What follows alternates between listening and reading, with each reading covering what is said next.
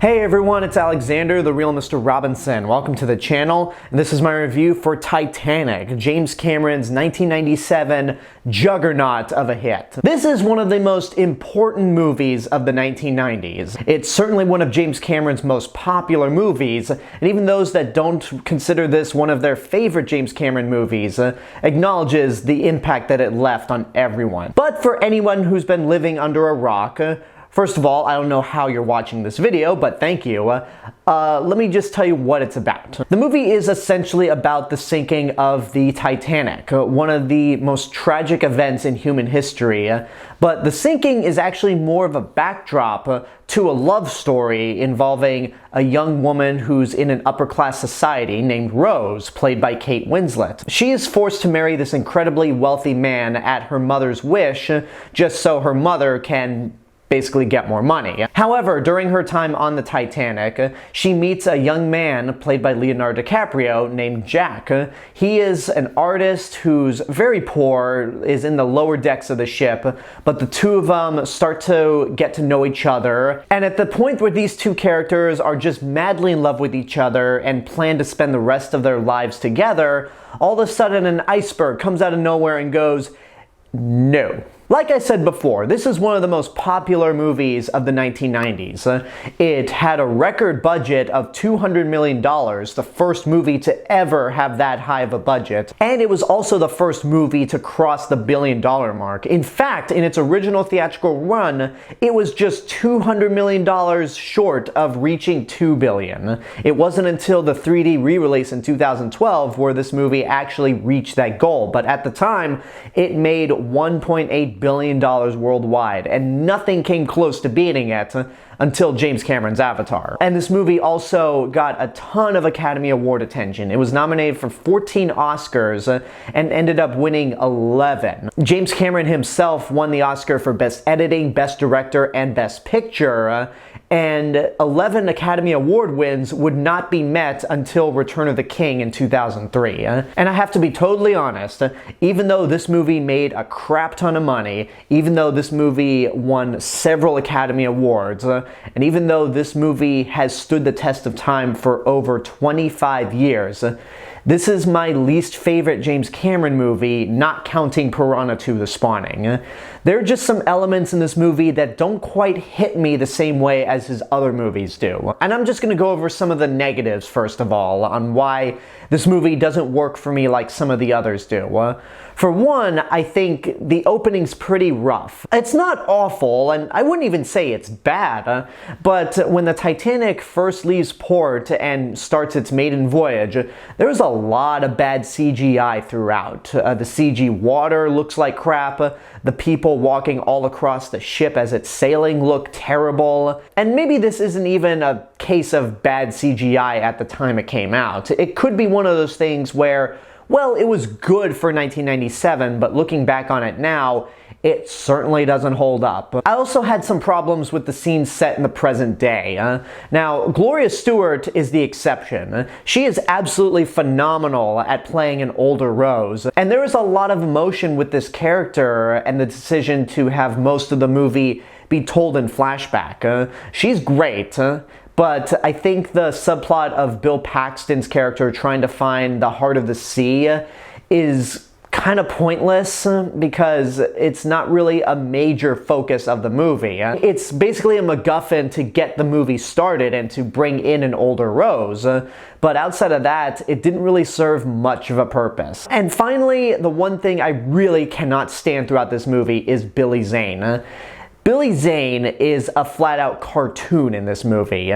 He is basically a wealthy businessman who has lots of money, and Billy Zane's performance as a snobby millionaire is like how somebody would parody a snobby billionaire. It's just way too cartoonish for a movie that is mostly serious. It's more of a drama, and nothing too over-the-top happens throughout. And throughout this entire movie, Billy Zane's character is either trying to discourage Jack, frame him for crimes that he didn't commit, or straight up murder him. And after a while, especially once the sinking of the Titanic starts, it gets really tiring and you could have cut those moments out because you already have the big conflict of the ship sinking. We don't need this BS here. And it's funny because when I talked about True Lies last week, I talked about how Bill Paxton's role is totally worthless, and if you cut that segment out, you probably wouldn't miss much, but you can't because Bill Paxton is just so entertaining. Billy Zane is not entertaining at all. I mean, he is, but not in a good way. So having his scenes not cut but shortened would have benefited the movie. Now, right now, you might think that I don't like this movie at all. On the contrary, those are all the criticisms I have, and me saying that this is my least favorite James Cameron movie is actually a testament to how great his films are, because Titanic is great. I just don't love Titanic the same way I love The Terminator, The Abyss, Aliens, or T2. But that still doesn't take away the fact that this movie is masterfully done. One of the biggest things that carries this movie is the love story between Jack and Rose, played by Leonardo DiCaprio and Kate Winslet respectively. Now, this movie at its core is basically Romeo and Juliet on a boat. And just because it's a very familiar story doesn't mean it's bad, because I think it's all in the execution. I mean, my favorite American musical of all time, and my favorite movie musical of all time, is West Side Story, which is another Romeo and Juliet retelling. And I think West Side Story, both the 1961 movie and the Spielberg version, are better than Titanic. But here's what Titanic does better in terms of the romance than either version of West Side Story. The fact that these two characters meet up, Rose does not really care for Jack at all until he saves her life. When they first meet, she's thinking about jumping off the back of the ship because she is just in her own personal hell with her mother, Billy Zane's character, and just this whole upper-class society. Jack ends up saving her, and in return, he's invited to have dinner with her and everyone else in the upper class. And things start to go pretty smoothly. Jack is very calm and collected. He seems to fit in pretty well with these people. But it's not until Jack invites Rose to a party in the lower deck of the ship where their romance starts to blossom. They start dancing together, they drink, they're having a grand old time. And by the way, this movie is very much a commentary on upper class versus lower class. It might not be too subtle about it, but considering that this movie takes place in 1912, it's surprising how this theme holds up very well today, because the upper class is just very snobby. They've got all the money in the world, so they don't have to worry about a damn thing. Whereas the lower class, yeah, they might not have money, they might not be super wealthy, but they live every day to their fullest. And once we get to the sinking of the ship and we see that all the upper class people take priority to get on the lifeboats over the lower class, who are pretty much locked in the lower decks of the ship and even threatened with guns by the crew to stay away from the lifeboats, it is in a way too much. It's too in your face at points, but considering how things are going right now when it comes to upper class versus lower class, it's surprisingly relevant still. But back to Jack and Rose's romance. These two actors have such chemistry with each other, and you really believe the romance. Rose isn't just attracted to Jack because he's Leonardo DiCaprio, and Jack isn't really attracted to Rose just based on her looks.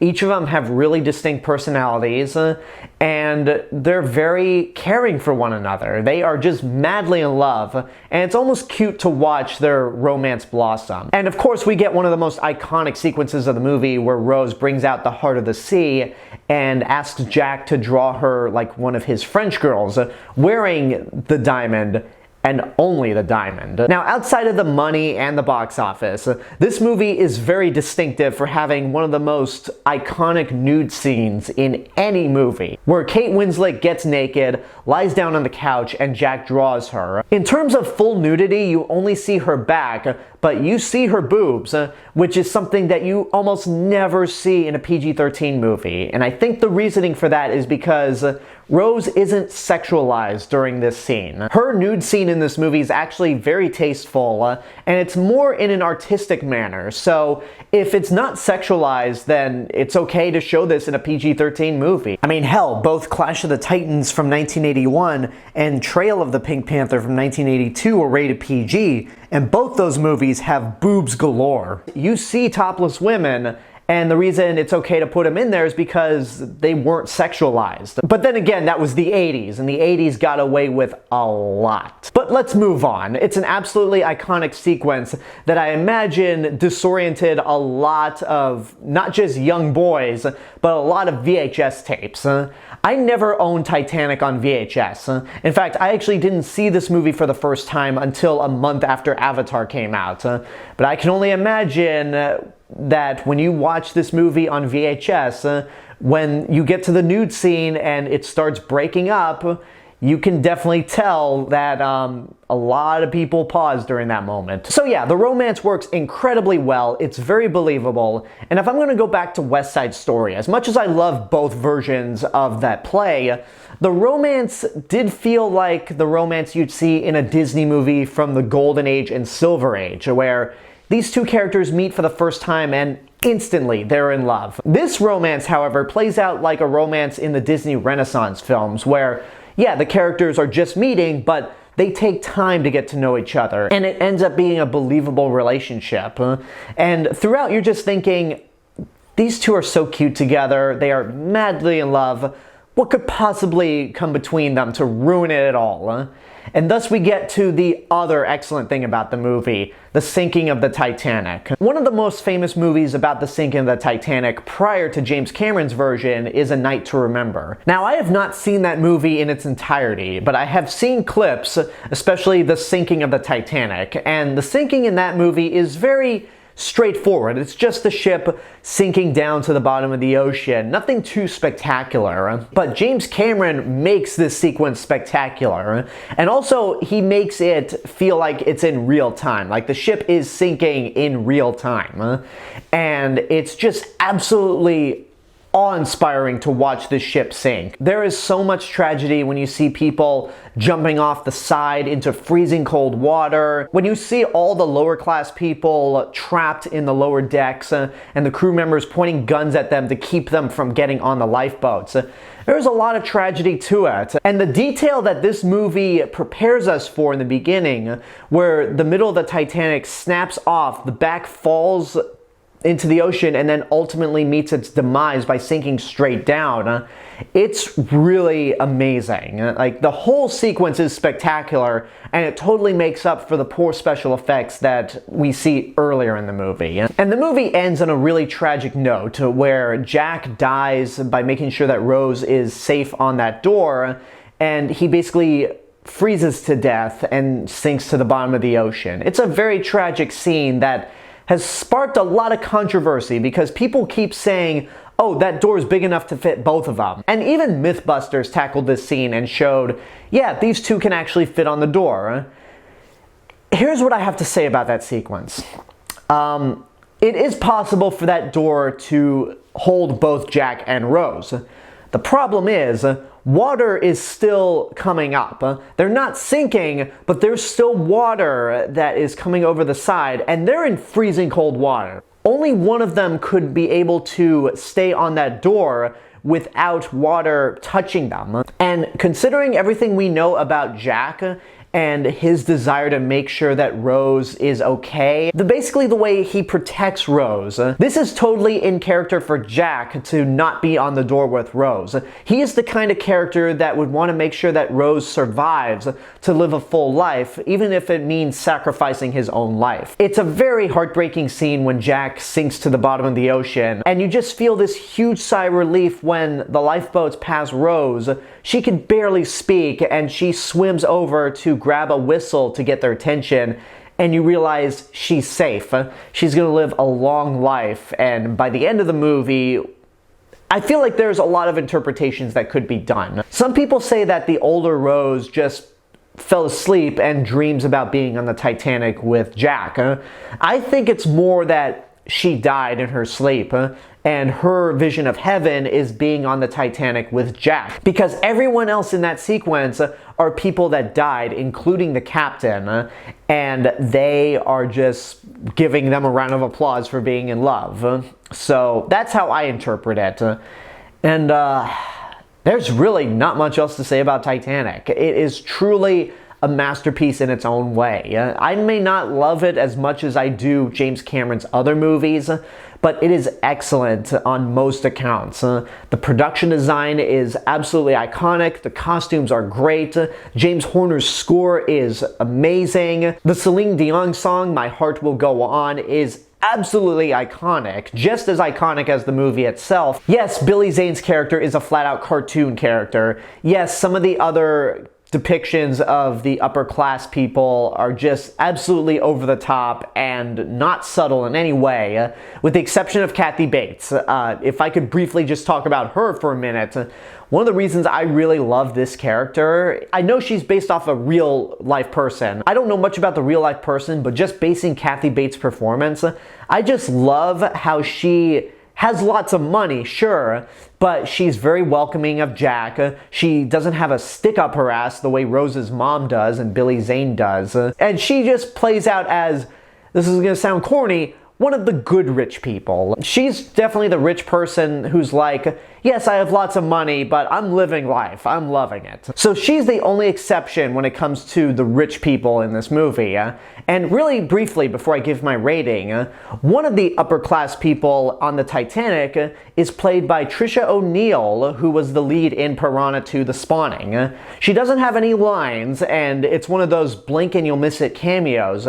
But I thought that was a really nice touch. Whether Cameron brought her on because she worked with him on Piranha 2, I'm not sure, but that's a little nice touch. As for my rating, even though I said that this is my least favorite James Cameron movie, not counting Piranha 2, it's a movie that's easily worth seeing in your lifetime. You have to see it, especially if you're a kid of the 90s, although I imagine I'm probably one of the few kids of the 90s who saw Titanic very late. And also I gotta say, for being a movie that's almost 3.5 hours long, it never drags, it's paced perfectly, and there's never a moment where I thought, this could be shorter. You could have shortened some of the Billy Zane stuff, but the rest of the movie itself flows beautifully. It's absolutely a movie that you have to see at some point. And there you go, that's my review for James Cameron's Titanic. And please do not ask me to review any of the animated ripoffs.